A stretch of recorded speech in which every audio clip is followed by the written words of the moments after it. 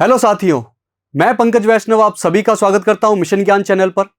आज हम देखेंगे भारत की 10 इंपॉर्टेंट नदियों के बारे में, जैसे कि गंगा, सिंधु, ब्रह्मपुत्र, ये उत्तर भारत की नदियां हैं, और दक्षिण भारत की नर्मदा, ताप्ती, महानदी, गोदावरी, कृष्णा, कावेरी, इन नदियों के बारे में देखना होता है। इन नदियों के बारे में हमें क्या क्या जानना होता है, इनका उद्गम स्थल क्या है, इनकी सहायक नदियां कौन सी है, ये कौन से सागर में या कौन सी अन्य नदी में मिलती हैं, प्लस इन पे कौन कौन से बांध बने हुए हैं। तो इस नदियों को हम दो भागों में देखेंगे। पहले भाग में हम उत्तर भारत की नदियां देखेंगे और दूसरे भाग में हम दक्षिण भारत की नदियां देखेंगे। तो आइए शुरू करते हैं। भारत की नदियों को आप दो भागों में बांट सकते हैं। उत्तर भारत की नदियां, जिसे हिमालयी नदियां कहते हैं, और दक्षिण भारत की नदियां, जिसे प्रायद्वीपीय नदियां कहते हैं।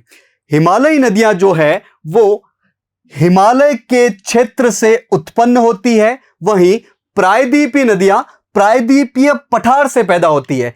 चूंकि हिमालयी नदियां हिमालय से पैदा होती है तो इनको दो जगहों से पानी मिलता है, एक तो हिमालय के बर्फ से और एक वर्षा से। इसलिए ये साल भर चलने वाली नदियां हैं और ये बहुत लंबी और बहुत बड़ी नदियां होती है। वहीं प्रायद्वीपीय नदियां जो है उनको पानी मिलने का मुख्य स्रोत सिर्फ वर्षा है, इसलिए ये साल भर नहीं बहती हैं, प्लस ये छोटी नदियां होती है, ज्यादा लंबी नदियां नहीं होती है। हिमालयी नदियों में हमें मुख्य रूप से जानना होता है सिंधु नदी को, गंगा नदी को और गंगा की सहायक नदियों को, प्लस ब्रह्मपुत्र नदियों को। वहीं प्रायद्वीपीय नदियों में हमें देखने को मिलेगा नर्मदा, ताप्ती, महानदी, गोदावरी, कृष्णा और कावेरी। तो भारत की नदियों को आप दो भागों में बांट सकते हो, हिमालयी नदियां और प्रायद्वीपीय नदियां। हिमालयी नदियों को बारिश और बर्फ दोनों से पानी मिलता है, इसलिए यह सदा नीरा है, मतलब हमेशा इसमें पानी रहता है, अधिक लंबी और अधिक बड़ी नदियां हैं। वहीं प्रायद्वीपीय नदियों का मुख्य स्रोत बारिश है, इसलिए यह सदा नीरा नहीं है, यह ऋतुनिष्ठ है। ऋतु के हिसाब से इनमें पानी की आवक बढ़ती घटती रहती है और ये छोटी नदियां हैं। इसमें मुख्य नदियां, हिमालयी नदियों में मुख्य नदियां हमें देखने को मिलेगी सिंधु, गंगा, ब्रह्मपुत्र। वहीं प्रायद्वीपीय नदियों में हमें मुख्य नदियां देखने को मिलेगी नर्मदा, ताप्ती, महानदी, गोदावरी, कृष्णा और कावेरी। अब हमें एक एक करके हिमालयी नदियों और प्रायद्वीपीय नदियों को देखना है। सबसे पहले हम शुरुआत करते हैं हिमालयी नदियों को। हिमालयी नदियों में सबसे पहले नदी हमें देखने को मिलती है सिंधु नदी, जो कि सबसे उत्तर में बहती है। भारत के सबसे उत्तर में बहने वाली नदी तंत्र है सिंधु नदी। सिंधु नदी तिब्बत के मानसरोवर से पैदा होती है। यह उत्तर पश्चिम दिशा में बहते हुए भारत में प्रवेश करती है और अंत में जाके ये पाकिस्तान देश में चली जाती है। पाकिस्तान में ये बहते हुए कराची के पूर्व से होते हुए ये अरब सागर में गिर जाती है। तो पहली बात यह है कि सिंधु नदी का उद्गम स्थल क्या है, तो यह है तिब्बत का मानसरोवर, और ये मिलती कहां है, ये अरब सागर में मिलती है, प्लस ये पाकिस्तान में कराची के पास होते हुए बहती है। अब सिंधु की कुछ सहायक नदियां हैं, जैसे कि झेलम, चिनाब, रावी, ब्यास, सतलुज। ये पांच नदियां जो है वो सामूहिक रूप से पंचनद कहलाती है। तो पंचनद में कौन सी पांच नदियां आ गई, झेलम, चिनाब, रावी, ब्यास और सतलुज। ये पांचों नदियां सिंधु में जाके पाकिस्तान में मिलती है और उस जगह का नाम है मिठानकोट। तो ये पंचनद वाला सिस्टम पाकिस्तान में मिठानकोट के पास सिंधु नदी में जाके मिल जाता है। इन पांच नदियों के अलावा और भी कुछ सहायक नदियां हैं सिंधु की, जैसे कि भारत में ही है श्योक, यहां पाकिस्तान ऑक्यूपाइड कश्मीर में आपको गिलगित मिलेगी, यहां गोमल मिलेगी। इस तरह से कुछ और सहायक नदियां भी है। इसमें जो पंचनद में जो सतलुज नदी है वो तिब्बत के ही मानसरोवर में स्थित राकसताल से निकलती है, और भारत में यह जब बहती है तो पंजाब में हरिके बैराज नामक जगह पर इस पर ब्यास नदी आके मिल जाती है। इसी हरिके बैराज से भारत की सबसे बड़ी नहर, जिसका नाम है इंदिरा गांधी नहर वो निकलती है।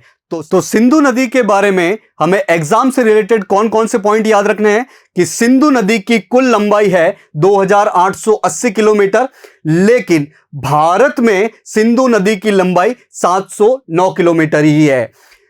मिठानकोट जो कि पाकिस्तान में स्थित है, वहां पर सिंधु की 5 सहायक नदियां जिन्हें पंचनद कहते हैं, जिसमें झेलम, चिनाब, रावी, ब्यास और सतलुज आती है, वो जाके मिलती है। सिंधु और ये पंचनद, इसकी पूरी कंप्लीट धारा ये कराची जो कि पाकिस्तान में स्थित है उसके पूर्व में होते हुए अरब सागर में मिल जाती है। सिंधु की 5 सहायक नदियां जिन्हें पंचनद कहते हैं हम देख चुके हैं, झेलम, चिनाब, रावी, ब्यास और सतलुज। इसके अलावा भी सिंधु की कुछ सहायक नदियां हैं जैसे कि श्योक, गिलगित, गोमल और जास्कर। सिंधु नदी प्लस इनकी जो 5 सहायक नदियां हैं उसके उद्गम स्थल हमें पता होने चाहिए। सिंधु नदी का उद्गम स्थल हम देख चुके हैं, तिब्बत के मानसरोवर में ही है। झेलम जो है वो कश्मीर के वेरीनाग से ही निकलती है और ये झेलम नदी श्रीनगर के वुल्लार झील से होके गुजरती है। ये आपके एग्जाम के लिए बहुत ही इंपॉर्टेंट फैक्ट है। एग्जाम में क्वेश्चन पूछा जाएगा कि वुल्लार झील कौन सी नदी पर स्थित है, तो झेलम नदी पर स्थित है। एक है चिनाब नदी। चिनाब नदी, रावी नदी और ब्यास नदी, ये तीनों ही नदियां भारत के ही हिमाचल प्रदेश से निकलती है। वहीं चिनाब नदी बारलाछाला से निकलती है, रावी नदी कुल्लू पर्वत से निकलती है और ब्यास नदी रोहतांग दर्रा से निकलती है। जो अंतिम नदी है सतलुज नदी, वो भारत से नहीं बल्कि तिब्बत के राकसताल से निकलती है। इस सतलुज नदी और ब्यास नदी का जहां पर संगम होता है उस जगह का नाम है हरिके बैराज, जो कि पंजाब में स्थित है। और इस हरिके बैराज से भारत की सबसे लंबी नहर निकाली गई है जिसका नाम है इंदिरा गांधी नहर। यह इंदिरा गांधी नहर राजस्थान के पश्चिमी भाग को सिंचाई में बहुत बड़ा योगदान प्रदान करती है। दूसरी नदी है गंगा नदी। गंगा नदी भारत का सबसे बड़ा नदी तंत्र है और ये भारत की राष्ट्रीय नदी है। इसकी कुल लंबाई 2525 किलोमीटर है। ये निकलती कहां से है? ये उत्तराखंड में एक हिमनद है जिसका नाम है गंगोत्री। तो ये गंगोत्री ग्लेशियर से निकलती है। यहां पर जब ये निकलती है तो इसे भागीरथी कहा जाता है, लेकिन ये भागीरथी नदी जब देवप्रयाग पे अलकनंदा नामक नदी से मिलती है तब इसे गंगा नदी कहा जाता है। अब ये गंगा नदी 5 राज्यों से होकर गुजरती है। सबसे पहले उत्तराखंड, उत्तर प्रदेश, बिहार, झारखंड और पश्चिम बंगाल। पश्चिम बंगाल में इसके 2 भाग हो जाते हैं। एक तो पश्चिम बंगाल में ही रह जाता है जिसका नाम है हुगली नदी, और एक चला जाता है बांग्लादेश में। बांग्लादेश में गंगा नदी ब्रह्मपुत्र नदी से मिल जाती है और अंत में ये बंगाल की खाड़ी में गिर जाती है। अब गंगा नदी की कुछ इंपॉर्टेंट सहायक नदियां हैं जो हमें एग्जाम के लिए पता होनी चाहिए। बाएं हाथ से या यूं कहे उत्तर से इसमें कौन कौन सी नदियां मिलती है? रामगंगा, गोमती, घाघरा, गंडक, कोसी और महानंदा। इस कोसी नदी को बिहार का शोक भी कहा जाता है। इसके दाएं हाथ से, गंगा के दाएं हाथ से मिलने वाली 3 इंपॉर्टेंट सहायक नदियां हैं यमुना, सोन और दामोदर। इस दामोदर नदी को बंगाल का शोक भी कहा जाता है। तो गंगा नदी के बारे में हमें क्या क्या इंपॉर्टेंट पॉइंट पता होने चाहिए एग्जाम से रिलेटेड? हमें पता होना चाहिए कि गंगा नदी भारत का सबसे बड़ा नदी तंत्र है और यह भारत की राष्ट्रीय नदी है। यह निकलती कहां से है? यह उत्तराखंड के गंगोत्री हिमनद या गंगोत्री ग्लेशियर से निकलती है। यहां पर इसका नाम भागीरथी होता है और देवप्रयाग पे जब यह अलकनंदा नदी से मिल जाती है तब इसका नाम गंगा होता है। यह 5 राज्यों से होकर गुजरती है, उत्तराखंड, उत्तर प्रदेश, बिहार, झारखंड और पश्चिम बंगाल। इसकी कुल लंबाई हम देख चुके हैं 25-25 यानी कि 2525 किलोमीटर है। जब यह पश्चिम बंगाल में जाती है तो इसके 2 हिस्से हो जाते हैं। एक पश्चिम बंगाल में रह जाता है जिसे हुगली नदी कहते हैं और एक बांग्लादेश में चला जाता है। बांग्लादेश में गंगा नदी ब्रह्मपुत्र नदी से मिलती है और अंत में ये पूरा तंत्र मिल जाता है बंगाल की खाड़ी में। अब हमें एग्जाम से रिलेटेड पंचप्रयाग के बारे में पता होना चाहिए। पंचप्रयाग अलकनंदा नदी पर 5 अलग अलग नदियों के मिलने के स्थान को कहा जाता है। अलकनंदा नदी सबसे पहले निकलती है बद्रीनाथ से। अलकनंदा नदी पर 5 प्रयाग है। सबसे पहले विष्णु प्रयाग, फिर नंद प्रयाग, फिर कर्ण प्रयाग, रुद्र प्रयाग और देव प्रयाग। इन 5 प्रयाग पे अलकनंदा नदी से 5 अलग अलग नदी आके मिलती है। जैसे कि विष्णु प्रयाग पे धौली गंगा मिलेगी, नंद प्रयाग पे नंदाकिनी मिलेगी, फिर आएगा कर्ण प्रयाग, इस पर मिलेगी पिंडार गंगा। रुद्र प्रयाग पे केदारनाथ से आती हुई मिलती है मंदाकिनी और अंत में देव प्रयाग पे अलकनंदा नदी से मिल जाती है भागीरथी और यहां से नदी का जो नाम हो जाता है वो होता है गंगा। तो पंच प्रयाग के बारे में हमें क्या क्या चीजें पता होनी चाहिए कि 5 प्रयाग है, विष्णु प्रयाग, नंद प्रयाग, कर्ण प्रयाग, रुद्र प्रयाग और देव प्रयाग। इन 5 ही प्रयाग पर एक नदी कॉमन मिलेगी, अलकनंदा। और अन्य कौन सी नदियां आके मिलती है? विष्णु प्रयाग पे अलकनंदा से धौली गंगा मिलती है, नंद प्रयाग पे अलकनंदा से नंदाकिनी मिलती है, नंद प्रयाग नंदाकिनी।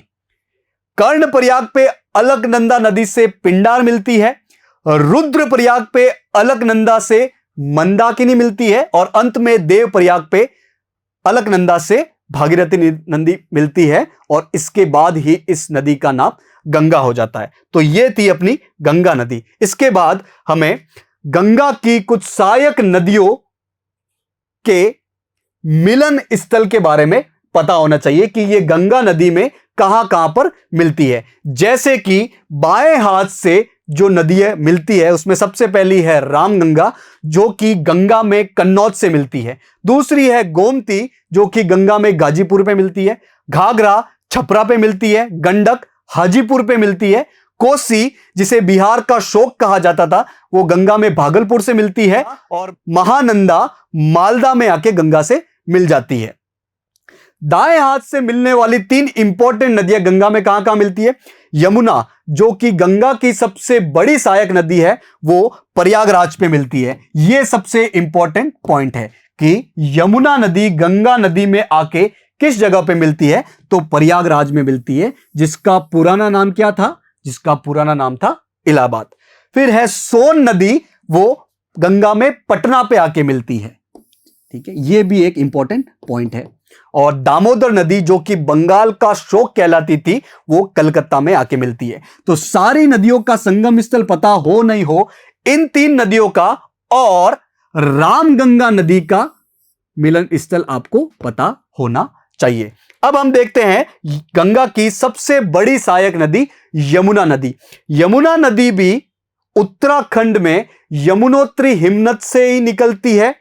ये गंगा की सबसे बड़ी सहायक नदी है और इसकी खुद की कुछ सहायक नदियां हैं जिनमें चंबल, सिंध, बेतवा और केन नदी आती है। तो यमुना नदी के बारे में हमें एग्जाम से रिलेटेड कौन कौन से पॉइंट पता होने चाहिए कि यह गंगा की सबसे बड़ी सहायक नदी है, इसका उद्गम स्थल यानी कहां से निकलती है, ये उत्तराखंड में यमुनोत्री हिमनद से ही निकलती है, इसकी खुद की कुछ सहायक नदियां हैं जैसे चंबल, सिंध, बेतवा, केन, और ये गंगा नदी में कहां आके मिलती है?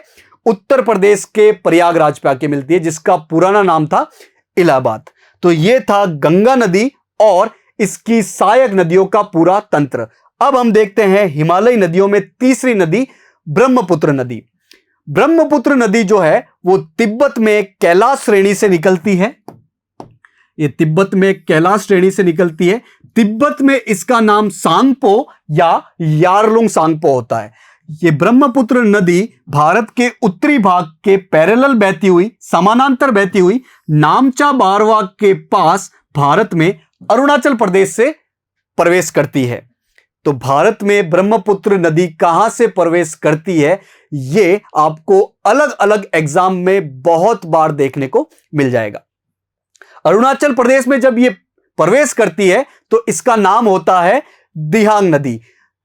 प्लस आगे जब बढ़ती है तो अन्य सहायक नदियों के मिलने के बाद इसका नाम हो जाता है ब्रह्मपुत्र नदी। ब्रह्मपुत्र नदी फिर बांग्लादेश में प्रवेश करती है, तब उसका नाम जमुना हो जाता है। ये जमुना नदी गंगा से मिलती है और अंत में ये पूरा सिस्टम अपना पानी बंगाल की खाड़ी में गिरा देता है। अब भारत में ब्रह्मपुत्र की कौन सी इंपॉर्टेंट सहायक नदियां हैं? एक तो है दिबांग, सुबनसिरी, धनसिरी, मानस, संकोस और तीस्ता नदी। तो ब्रह्मपुत्र नदी के बारे में हमें एग्जाम से रिलेटेड कौन कौन से पॉइंट पता होने चाहिए? एक तो ब्रह्मपुत्र नदी का उद्गम स्थल क्या है? तो वो है तिब्बत का कैलाश श्रेणी। तिब्बत में इसे सांगपो नाम से जाना जाता है। भारत में इसके दो नाम है, दिहांग और ब्रह्मपुत्र। और जब ये बांग्लादेश में चली जाती है तब इसे जमुना कहा जाता है। इसकी कुल लंबाई 2900 किलोमीटर है, लेकिन भारत में इसकी लंबाई करीब 916 किलोमीटर ही है। ये भारत में अरुणाचल प्रदेश से होकर एंट्री करती है। भारत में जब एंट्री करती है तो इसकी कुछ सहायक नदियां हैं, जैसे कि दिबांग, लोहित, सुबनसिरी, धनसिरी, संकोस, मानस और तीस्ता। इस ब्रह्मपुत्र नदी पर एक द्वीप स्थित है जिसका नाम है माजुली द्वीप, और यह दुनिया का सबसे बड़ा नदी पर स्थित द्वीप है, यानी कि दुनिया का सबसे बड़ा नदी द्वीप है। तो यह थी अपनी ब्रह्मपुत्र नदी। और हमने देख लिया है हिमालय की 3 इंपॉर्टेंट नदियों को, सिंधु, गंगा और ब्रह्मपुत्र नदियों को। प्रायद्वीपीय नदियों को आप 2 भागों में बांट सकते हो। प्रायद्वीप मतलब कि जो हिस्सा, भारत का जो हिस्सा 3 तरफ पानी से गिरा हुआ है वो प्रायद्वीपीय हिस्सा है। तो प्रायद्वीपीय नदियों को आप 2 भागों में बांट सकते हो कि वो कौन सी दिशा में बह रही है। जैसे कि अगर प्रायद्वीपीय भारत में ही, या यूं कहे दक्षिण भारत में ही अगर पश्चिम में नदियां बह रही है तो वो कहलाएगी पश्चिम वाहिनी नदियां, और यदि पूर्व में बह रही है तो वो कहलाएगी पूर्व वाहिनी नदियां। ये पश्चिमी वाहिनी नदियां जो है वो अपना पानी अरब सागर में गिराती है। ये अरब सागर है इस तरफ, अरब सागर में अपना पानी गिराती है पश्चिम वाहिनी नदियां, और पूर्व वाहिनी नदियां अपना पानी गिराएगी बंगाल की खाड़ी में।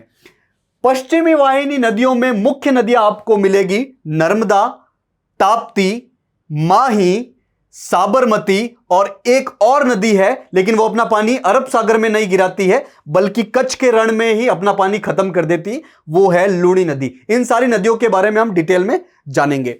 वहीं पूर्व वाहिनी नदियों में आपको मुख्यतः मिलेगी महानदी, गोदावरी, कृष्णा और कावेरी।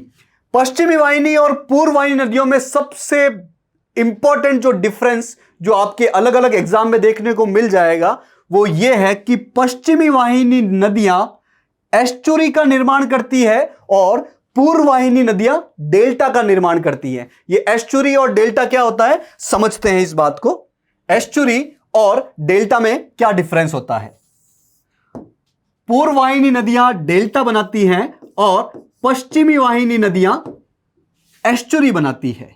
तो एस्चुरी और डेल्टा में क्या अंतर होता है? देखो, जब भी कोई नदी बहती है तो वो बीच में आती हुई चट्टानों और पत्थरों को काटते हुए चलती है। तो इस कटाव से उसके अंदर बहुत ज्यादा मलबा इकट्ठा हो जाता है जिसको वो अपने साथ बहाकर लेके जाती है। लेकिन जब वो समुद्र के पास जाती है तो उसकी स्पीड धीमी हो जाती है। इस वजह से वो अपने साथ लाए गए मलबे को वहीं मुहाने पर इकट्ठा कर देती है, जिससे वहां दलदली क्षेत्र बन जाता है। इसी दलदली क्षेत्र को क्या कहा जाता है? डेल्टा कहा जाता है। लेकिन कुछ नदियां ये अपने साथ लाए गए मलबे को अपने अंदर ही आते हुए खड्डों में भरती जाती है। इसलिए जब वो समुद्र के पास पहुंचती है तब उसके पास किसी भी तरह का कोई मलबा नहीं होता है, वो सीधा पानी ही समुद्र में डाल देती है, वहां पर दलदली क्षेत्र का निर्माण नहीं कर पाती है। उसी को कहते हैं एस्चुरी। तो पूर्व वाहिनी नदियां डेल्टा बनाती है, वहीं पश्चिमी वाहिनी नदियां एस्चुरी बनाती है। तो प्रायद्वीपीय नदियों का ये पश्चिमी वाहिनी और पूर्व वाहिनी नदियों में बंटवारा होता है। इससे रिलेटेड हमें एग्जाम के लिए क्या क्या पॉइंट पता होने चाहिए कि पश्चिमी वाहिनी नदियां एस्चुरी बनाती है या जिसे हिंदी में कहा जाता है ज्वार नदमुख बनाती है। वहीं पूर्व वाहिनी नदियां अपने मुहाने पर डेल्टा बनाती है। पश्चिमी वाहिनी नदियां अरब सागर में अपना पानी गिराती है, वहीं पूर्व वाहिनी नदियां बंगाल की खाड़ी में अपना पानी गिराती है। पश्चिमी वाहिनी नदियों में मुख्य नदियां कौन कौन सी मिलेगी आपको? नर्मदा, ताप्ती, माही, साबरमती और एक लूणी नदी अलग से है। पूर्व वाहिनी में मुख्य नदियां कौन सी मिलेगी? महानदी, गोदावरी, कृष्णा, कावेरी। इसके अलावा भी और छोटी छोटी नदियां हैं, लेकिन हमें एग्जाम के लिए मुख्यतः इन नदियों के बारे में ही पढ़ना है। तो एक एक करके हम सारी नदियों के बारे में डिटेल में जानते हैं। सबसे पहले हम पश्चिमी वाहिनी नदियों को उठाते हैं और सबसे पहले लेते हैं हम नर्मदा नदी को। नर्मदा नदी जो है वो प्रायद्वीपीय भारत की पश्चिमी वाहिनी नदियों में सबसे बड़ी नदी है। अरब सागर में पानी गिराने वाली सबसे बड़ी नदी है नर्मदा नदी, यदि हम प्रायद्वीपीय नदियों की बात करें। कहां है नर्मदा नदी? नर्मदा नदी आपको ये मध्य भारत में या यूं कहे दक्षिणी भारत शुरू होने से पहले मिल जाएगी, ये नर्मदा नदी। नर्मदा नदी जो है वो मध्य प्रदेश और छत्तीसगढ़ की बॉर्डर पर स्थित अमरकंटक की पहाड़ियों से निकलती है और जब ये बहती है तो दो बड़े बड़े पहाड़ी क्षेत्रों के बीच में से होते हुए गुजरती है। उत्तर में है आपका विंध्याचल और दक्षिण में है सतपुड़ा। तो एग्जाम में आपको क्वेश्चन देखने को मिलेगा कि नर्मदा नदी कौन से दो पहाड़ियों के बीच में बहती है? तो जवाब होगा विंध्याचल और सतपुड़ा। इसका उल्टा क्वेश्चन पूछे कि विंध्याचल और सतपुड़ा के बीच में कौन सी नदी बहती है, तो आपको जवाब देना है नर्मदा नदी। अब नर्मदा नदी को ऐसा कहा जाता है कि ये उत्तर भारत और दक्षिण भारत के बीच में बाउंड्री बनाती है। मतलब नर्मदा नदी ही उत्तर भारत और दक्षिण भारत को अलग करती है। नर्मदा नदी अंत में अपना पानी खंबात की खाड़ी में, यहां है खंबात की खाड़ी, खंबात की खाड़ी में अपना पानी गिरा देती है और खंबात की खाड़ी अरब सागर का हिस्सा है। तो यदि ऐसा बोला जाए कि नर्मदा नदी अपना पानी अरब सागर में गिराती है, तब भी सही बात है। नर्मदा नदी अपना पानी खंबात की खाड़ी में गिराती है, तब भी सही बात है। तो एग्जाम से रिलेटेड हमें नर्मदा नदी के बारे में क्या क्या चीज याद रखनी है कि यह प्रायद्वीपीय भारत या यूं कहे दक्षिण भारत की पश्चिमी वाहिनी नदियों में सबसे बड़ी नदी है। यदि पूरे प्रायद्वीपीय भारत की बात करें तो गोदावरी नदी होगी, लेकिन अगर प्रायद्वीपीय भारत की पश्चिमी वाहिनी नदियों में सबसे बड़ी नदी पूछी जाए तो नर्मदा नदी होगी। यह कहां से उत्पन्न होती है? यह मध्य प्रदेश और छत्तीसगढ़ की बॉर्डर पर स्थित अमरकंटक की पहाड़ियों से उत्पन्न होती है। यह बहुत ही इंपॉर्टेंट फैक्ट है। यह कौन से दो पहाड़ों के बीच में बहती है? उत्तर में विंध्याचल पर्वत और दक्षिण में सतपुड़ा पर्वत, और इन दोनों के बीच में जो घाटी है उसे क्या कहा जाता है? भ्रंश घाटी कहा जाता है। आप एग्जाम के लिए ये फैक्ट याद रख लेना। तो एग्जाम में ये क्वेश्चन आपको बार बार देखने को मिलेगा कि भ्रंश घाटी से बहती हुई मुख्य नदी कौन सी है? तो जवाब क्या होगा? नर्मदा नदी। अब हम बढ़ते हैं अपनी नेक्स्ट नदियों की तरफ, जिसमें हम तीन नदियों को एक साथ देखेंगे। एक तो है ताप्ती या जिसे तापी नदी कहा जाता है, दूसरा है माही नदी और तीसरा है साबरमती नदी। सबसे पहले देखते हैं हम ताप्ती नदी को। ताप्ती नदी जो है वो नर्मदा के समानांतर ही बहती है। ये ऊपर नर्मदा रह गई, नीचे ये ताप्ती नदी आपको मिलेगी। ताप्ती नदी जो है वो सतपुड़ा की पहाड़ियों से पैदा होती है, नर्मदा के समानांतर बहती हुई, फिर गुजरात के सूरत शहर से होती हुई अंत में अपना पानी खंबात की खाड़ी में गिराती है। और हम जानते हैं कि खंबात की खाड़ी किस सागर का हिस्सा है? अरब सागर का हिस्सा है। तो ताप्ती नदी के बारे में हमें एग्जाम से रिलेटेड क्या क्या पॉइंट पता होने चाहिए? सतपुड़ा से निकलती है, नर्मदा के समानांतर बहती है, सूरत शहर से होते हुए अपना पानी खंबात की खाड़ी में गिराती है। दूसरी है माही नदी। माही नदी जो है वो नर्मदा के उत्तर में विंध्याचल पर्वत से पैदा होती है। माही नदी नर्मदा के उत्तर में विंध्याचल पर्वत से पैदा होती है और यह भी अपना पानी खंबात की खाड़ी यानी अरब सागर में गिराती है। माही नदी से रिलेटेड सबसे इंपॉर्टेंट पॉइंट जो है वो यह है कि यह एकमात्र नदी है जो कर्क रेखा को 2 बार काटती है। देखो कर्क रेखा कर्क रेखा यूं भारत के बीचों बीच में से होके गुजरती है, तो ये कर्क रेखा को दो बार काटती है, एक तो उत्तर में जाते वक्त और एक दक्षिण में आते वक्त। तो माही नदी के बारे में 2-3 पॉइंट इंपॉर्टेंट एग्जाम से रिलेटेड हमें क्या याद रखना है कि ये विंध्याचल पहाड़ियों से पैदा होती है, कर्क रेखा को दो बार काटती है और अंत में खंबात की खाड़ी या अरब सागर में अपना पानी गिरा देती है। नेक्स्ट है आपकी साबरमती नदी। साबरमती आपको यहां देखने को मिलेगी, ये अरावली पहाड़ियों से, राजस्थान की अरावली पहाड़ियों से निकलती है और सीधा ये दक्षिण में बहते हुए गुजरात के दो इंपॉर्टेंट शहर से निकलती है। एक तो आप जानते ही होंगे महात्मा गांधी का साबरमती आश्रम कहां पे था? अहमदाबाद में। तो ये साबरमती नदी एक तो अहमदाबाद और दूसरा गुजरात की राजधानी गांधीनगर से पैदा होती हुई अंत में अपना पानी खंबात की खाड़ी या यूं कहे अरब सागर में गिरा देती है। तो इन 3 नदियों से रिलेटेड हमें इंपॉर्टेंट पॉइंट क्या याद रखने हैं? तापी या ताप्ती नदी, दोनों सेम बात है। ताप्ती नदी नर्मदा के समानांतर बहती है। ये सतपुड़ा पर्वत जो कि मध्य प्रदेश में स्थित है वहां से पैदा होती है और अंत में अपना पानी खंबात की खाड़ी में गिरा देती है। दूसरी है माही नदी। माही नदी विंध्याचल पर्वत से, नर्मदा के उत्तर में विंध्याचल पर्वत से पैदा होती है। ये कर्क रेखा को दो बार काटती है और अंत में अपना पानी खंबात की खाड़ी में गिरा देती है। नेक्स्ट नदी है आपकी साबरमती नदी। साबरमती नदी राजस्थान में अरावली श्रेणी से पैदा होती है। ये दक्षिण में बहती है और गुजरात के दो इंपॉर्टेंट शहर अहमदाबाद और राजधानी गांधीनगर से गुजरती हुई अपना पानी खंबात की खाड़ी में या यूं कहे अरब सागर में गिरा देती है। पश्चिमी वाहिनी नदियों में एक अलग सी नदी है जो कहीं सागर में अपना पानी नहीं गिराती है बल्कि जमीन में ही खत्म हो जाती है, कहीं सागर तक पहुंच ही नहीं पाती है, जिसका नाम है लूणी नदी। लूणी नदी जो है वो अरावली श्रेणी की नाग पहाड़ी से निकलती है। नाग पहाड़ी कहां पर स्थित है? ये राजस्थान के राजधानी जयपुर के दक्षिण में स्थित अजमेर जिले से में है नाग पहाड़ी। तो नाग पहाड़ी से निकलती है लूणी नदी।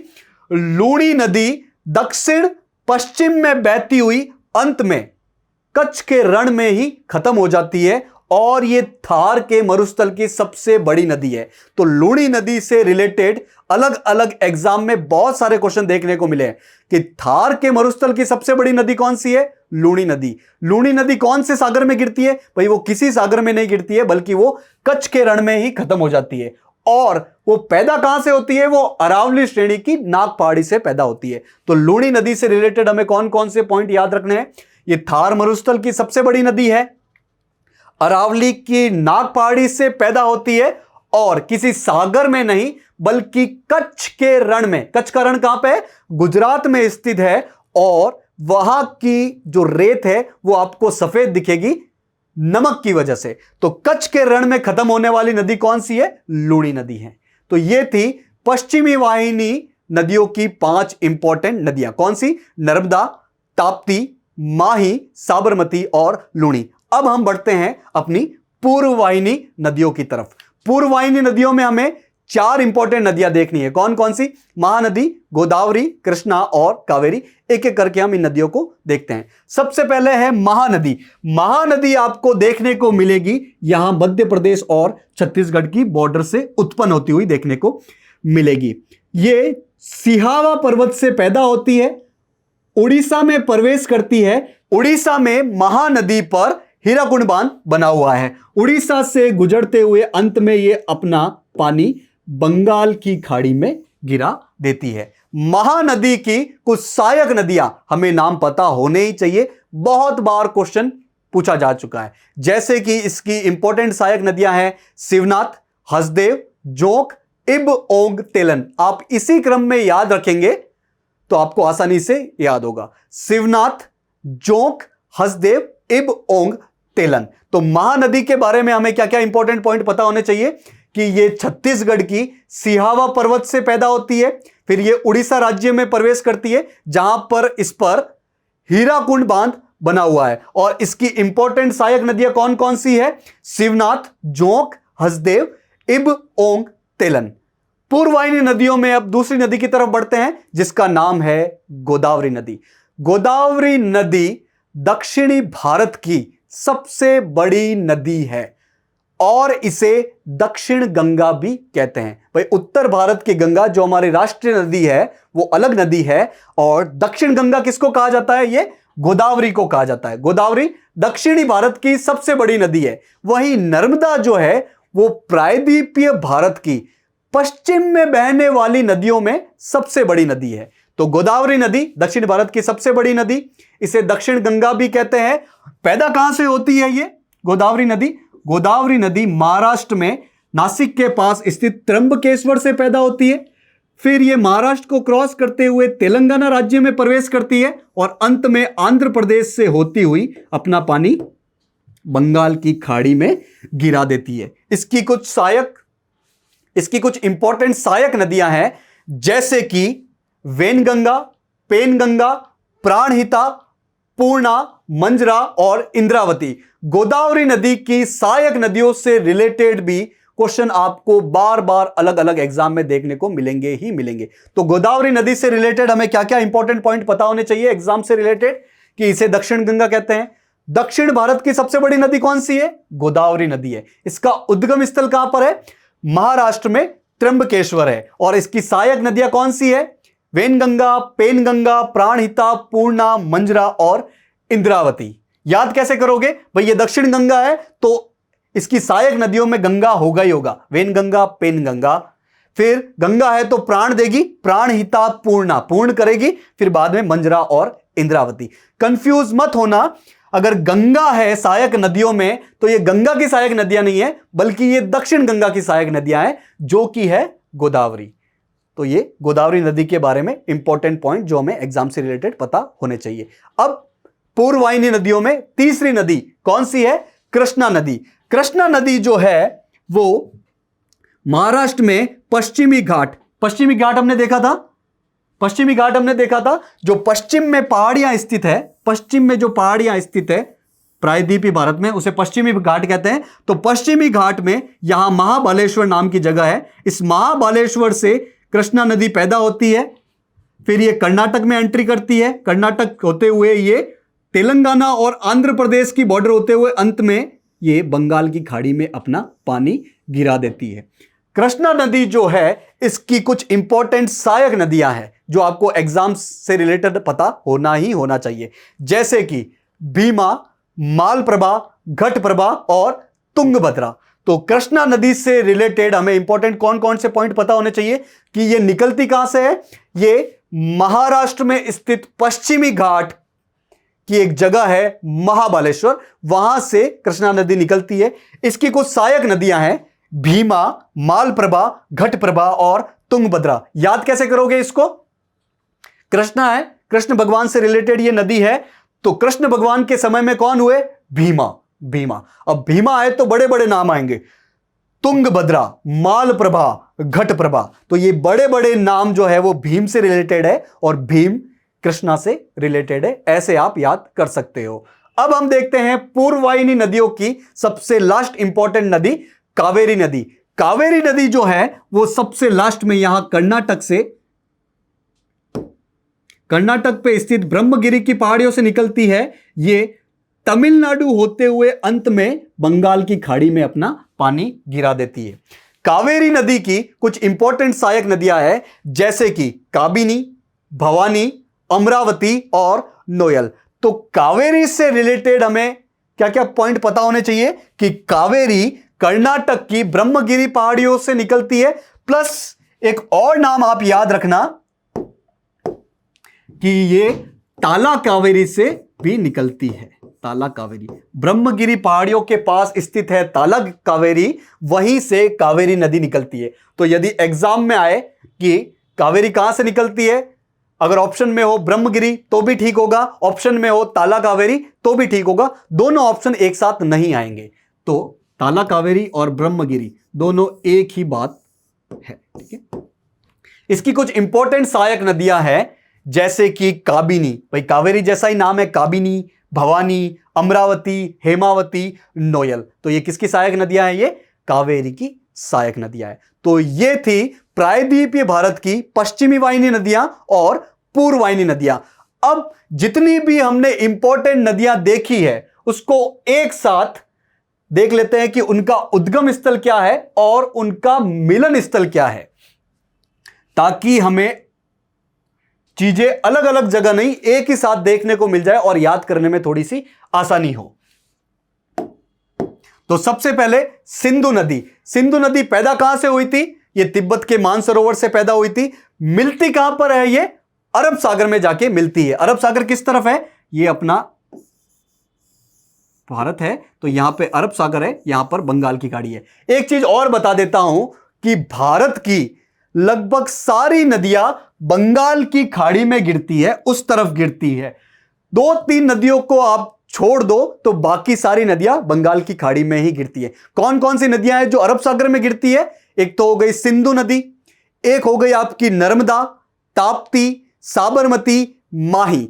तो ये 4-5 इंपॉर्टेंट नदियां हैं जो अरब सागर में गिराती है, बाकी सारी नदियां बंगाल की खाड़ी में अपना पानी गिराती है। तो अगर आप एग्जाम में कंफ्यूज हो जाओ कि कौन सी नदी कहां अपना पानी गिराती है, तो 90% चांस होगा कि बंगाल की खाड़ी में गिराती है।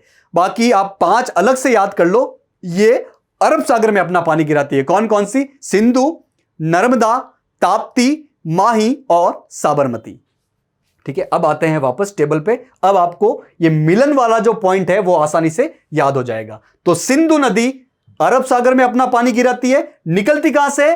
तिब्बत के मानसरोवर से निकलती है। दूसरी है अपनी गंगा। गंगा कहां अपना पानी गिराएगी? भाई मैंने बताया कि 5 को छोड़ के बाकी सारी नदियां बंगाल की खाड़ी में गिराएगी। तो गंगा अपना पानी कहां गिराती है? बंगाल की खाड़ी में। पैदा कहां होती है ये? उत्तराखंड में स्थित गंगोत्री ग्लेशियर से, गंगोत्री हिमनद से। फिर आती है यमुना। यमुना अपना पानी कहां गिराती है? किसी सागर में नहीं गिराती है, बल्कि ये गंगा की सहायक नदी है जो कि प्रयागराज में जाके गंगा से मिल जाती है। तो इसका मिलन गंगा से होता है। ये निकलती कहां से है? ये उत्तराखंड में स्थित यमुनोत्री ग्लेशियर से, यमुनोत्री हिमनद से निकलती है। नेक्स्ट है आपकी ब्रह्मपुत्र नदी। कहां अपना पानी गिराएगी? बंगाल की खाड़ी में। सारी नदियां बंगाल की खाड़ी में 5 को छोड़कर। और पैदा कहां से होती है ब्रह्मपुत्र? ये तिब्बत में स्थित कैलाश श्रेणी से पैदा होती है। फिर आती है नर्मदा नदी। नर्मदा नदी अरब सागर में अपना पानी गिराती है। पैदा कहां से होती है? मध्य प्रदेश और छत्तीसगढ़ की बॉर्डर पर स्थित अमरकंटक से। फिर आती है ताप्ती नदी। ताप्ती नदी पैदा कहां से होती है? सतपुड़ा से। पानी कहां गिराएगी? ये अरब सागर में गिराई थी। ताप्ती के बाद आपको मिलेगी महानदी। महानदी अपना पानी कहां गिराएगी? भाई बंगाल की खाड़ी में 5 नदियों को छोड़कर। ये पैदा कहां से होती है? ये छत्तीसगढ़ की सिहावा पहाड़ी से पैदा होती है। फिर आपकी गोदावरी नदी। गोदावरी नदी अपना पानी कहां गिराएगी? बंगाल की खाड़ी में। पैदा कहां से होती है? ये महाराष्ट्र में नासिक के पास स्थित त्र्यंबकेश्वर से। फिर आपकी कृष्णा नदी। कृष्णा नदी पानी कहां गिराएगी? बंगाल की खाड़ी में गिराएगी। पैदा कहां से होती है? ये महाराष्ट्र में जो पश्चिमी घाट है वहां पर एक जगह है महाबलेश्वर। कावेरी पानी कहां गिराएगी? बंगाल की खाड़ी में। और पैदा कहां से होती है? कर्नाटक की ब्रह्मगिरी या यूं कहो ताला कावेरी से पैदा होती है कावेरी नदी। एक स्पेशल नदी है लूणी नदी, जो कि अपना पानी किसी सागर में नहीं गिराती है बल्कि जमीन में ही खत्म हो जाती है। और कौन सी जमीन पे खत्म होती है? गुजरात के कच्छ के रण पे। पैदा कहां से होती है? ये अरावली पर्वत पर स्थित नाग पहाड़ी से। और नाग पहाड़ी कौन से जिले में है? ये राजस्थान के अजमेर जिले में है। तो ये हो गई नदियों से रिलेटेड सारी बातें। अब हम भारत के कुछ इंपॉर्टेंट बांध के बारे में देख लेते हैं, जहां से आपको क्वेश्चन देखने को मिलेगा ही मिलेगा। तो 5 इंपॉर्टेंट बांध हम देख लेते हैं। सबसे पहले है उत्तराखंड राज्य में स्थित टिहरी बांध। उत्तराखंड राज्य में स्थित टिहरी बांध, जो कि बना हुआ है भागीरथी नदी। भागीरथी नदी कौन सी है? भाई गंगा बनने से पहले अपने उद्गम स्थान पे क्या कहलाती है? भागीरथी नदी। तो इसी भागीरथी नदी पे बना है टिहरी बांध, और यह भारत का सबसे ऊंचा बांध है। दूसरा बांध आपको मिलेगा हिमाचल प्रदेश और पंजाब की बॉर्डर पे, जिसका नाम है भाखड़ा नांगल बांध। तो भाखड़ा नांगल बांध कौन सी नदी पर बना है? सतलज नदी पर बना है। एग्जाम में क्वेश्चन कैसे देखने को मिलेगा कि भाखड़ा नांगल बांध कौन सी नदी पर बना है? सतलज नदी पर बना है। सतलज नदी पर बना वो बांध जो हिमाचल प्रदेश और पंजाब की बॉर्डर पे है, उसका नाम क्या है? भाखड़ा नांगल बांध। इस तरह से आप एक ही लाइन से 2-3 क्वेश्चन बना सकते हो। तीसरा बांध गुजरात राज्य में मिलेगा जिसका नाम है सरदार सरोवर बांध। कौन सी नदी पर बना है ये? नर्मदा नदी पर बना है। फिर आपको जाना पड़ेगा उड़ीसा में। उड़ीसा में बना हुआ है हीराकुंड बांध। किस नदी पर बना है ये? महानदी पर बना है। और ये हीराकुंड बांध जो है वो विश्व का सबसे लंबा मिट्टी का बांध है। लंबाई के मामले में अगर विश्व के सारे मिट्टी के बांध को देखा जाए तो उड़ीसा में महानदी पर बना हीराकुंड बांध विश्व का सबसे लंबा मिट्टी का बांध पाया जाएगा। पांचवा और अंतिम बांध जो हमें एग्जाम के लिए याद रखना है वो है आंध्र प्रदेश और तेलंगाना की बॉर्डर पर स्थित नागार्जुन सागर, जो कि किस नदी पर बना है? कृष्णा नदी पर बना है। इन सारे पांचों बांधों को आप मैप के हिसाब से भी याद कर सकते हो जिसमें आपको आसानी रहेगी। सबसे पहले आप एक ब्लैंक मैप लो और उसी पर सारे बांधों को अंकित कर दो। ठीक है, जैसे कि सबसे पहले यहां पर कौन सा बांध मिलेगा? टिहरी बांध। यहां पर मतलब उत्तराखंड में टिहरी बांध। कौन सी नदी पर बना है ये? भागीरथी नदी पर बना है और ये भारत का सबसे ऊंचा बांध है। दूसरा आपको हिमाचल प्रदेश और पंजाब की बॉर्डर पर मिलेगा कौन सा बांध? भाखड़ा नांगल बांध। कौन सा? भाखड़ा नांगल बांध। कौन सी नदी पर बना है ये? सतलुज नदी पर बना है। कौन सी नदी पे? सतलुज नदी पर बना है। फिर आप चले आओ, ये सतलुज है, सतलुज नहीं है, सतलुज है। फिर आप चले आओ गुजरात में। गुजरात में यहां पर कौन सा बांध बना हुआ है? सरदार सरोवर बांध बना है। सरदार सरोवर बांध। और कौन सी नदी पर बना है ये? नर्मदा नदी पर बना है। फिर आपको जाना पड़ेगा उड़ीसा राज्य में। उड़ीसा राज्य में कौन सा बांध है? हीराकुंड बांध है। हीराकुंड बांध है। कौन सी नदी पर बना है ये? महानदी पर बना है। पांचवा बांध कहां मिलेगा आपको? आंध्र प्रदेश और तेलंगाना की बॉर्डर पे, जिसका नाम क्या है? नागार्जुन सागर। जिसका नाम है नागार्जुन सागर। और कौन सी नदी पर बना है ये? कृष्णा नदी पर बना है। तो ये 5 बांध कौन से राज्य में है और कौन सी नदी पर स्थित है हमें अच्छे से पता होने चाहिए। एग्जाम में आपको क्वेश्चन देखने को मिलेगा ही मिलेगा। तो ये थी भारत की नदियों के बारे में, चाहे वो हिमालयी नदियां हो चाहे वो प्रायद्वीपीय नदियां हो, इन सारी नदियों के बारे में इंपॉर्टेंट पॉइंट जो हमें एग्जाम के लिए याद रखने हैं। एक चीज और बता देता हूं कि ये नदियों वाला चैप्टर सारे चैप्टर में सबसे ज्यादा इंपॉर्टेंट है अगर एग्जाम के लिहाज से देखा जाए, तो आप इसे अच्छे से तैयार कीजिएगा। तो आशा है कि आपको आज का लेक्चर समझ में आया होगा। मिशन ज्ञान से जुड़ने के लिए आप सभी लोगों का बहुत बहुत धन्यवाद।